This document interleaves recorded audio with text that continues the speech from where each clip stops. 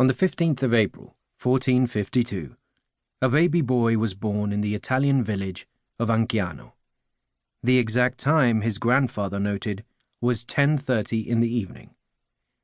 The baby didn't know the village name, of course, or that Anciano was a day's ride from the much bigger city of Florence. But for that matter, he didn't know that Florence was in Italy either. In fact, Italy wasn't even a country in 1452. It was a collection of independent city-states. Places such as Florence, Venice, and Milan each had their own governments and ways of doing things. Sometimes they were friendly with each other, but not always. The city-states weren't all getting along when the baby who was named Leonardo came into the world. Milan and Venice were fighting, but luckily the war wasn't in Anciano. So Leonardo, surrounded by peaceful vineyards and olive groves, was happily unaware of it. Still, the life that lay before him was going to be challenging. His father was Ser Piero da Vinci. The title Ser meant that Piero was a respected gentleman.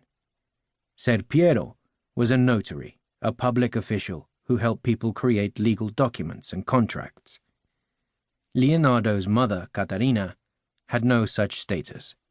She was a peasant. This wouldn't have mattered if she and Ser Piero were married, but they weren't. Therefore, any child they had was illegitimate and not protected by the law. That meant Ser Piero could have simply ignored the boy, which would have made life very difficult for Leonardo. But Ser Piero didn't ignore his illegitimate child. He acknowledged that Leonardo was his son. However, he did not agree to marry Caterina. He was already planning to marry another young woman, or agree to take the baby into his home. So Leonardo lived with his mother for his first 5 years. She soon married Antonio Buti, a local furnace worker who produced lime for making pottery.